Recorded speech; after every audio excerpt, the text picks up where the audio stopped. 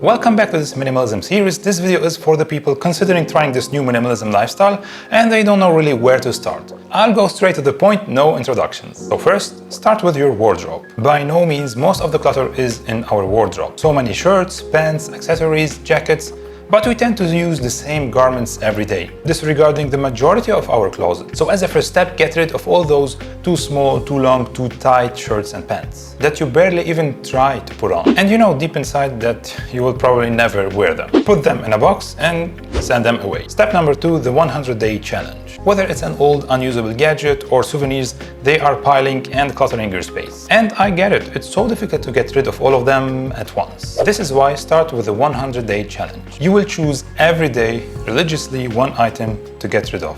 But if you really start this challenge, don't break it. Choose wisely your daily item. And at the end of the 100th day, you will be thankful.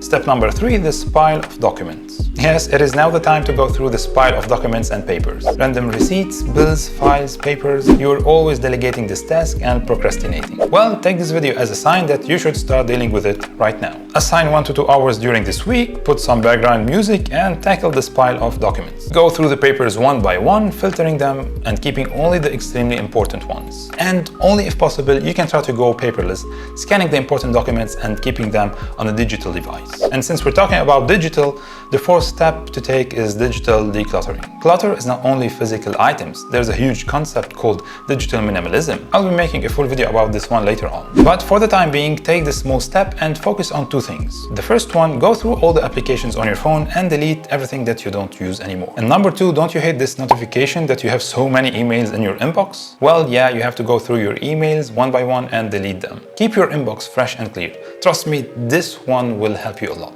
If you have a huge inbox, it will probably take you like a week or so. I advise you to assign 1 hour daily cleaning this inbox. Step number 5, your monthly spendings. What does it have to do with minimalism? Well, minimalism is a huge lifestyle, so it touches also the finances. You should know where your money is going. You cannot spend randomly. Make a list of all your expenses, the small and the big ones. You can start with a monthly list, then maybe you can make it weekly or even daily. By doing this, you will spot that you're making some bad decisions and you can adjust all of them. But this wouldn't be possible if you're not tracking all your expenses. Remember, what is not measured cannot be improved. And the last step is YONO. This concept is the most minimalistic one, and it makes perfect sense. YONO stands for you only need one. Yet you're getting so many of this item for no real reason. For example, you might need only 1 pen, only 1 cell phone, 1 laptop, 1 car, 1 pair of shoes, or 1 good jacket.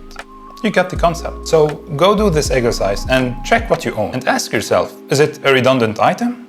And that's it. If you're thinking about giving minimalism a chance, take this video as a wake-up call. In case you're still watching, I want to thank you so much. Don't forget to subscribe and until the next time.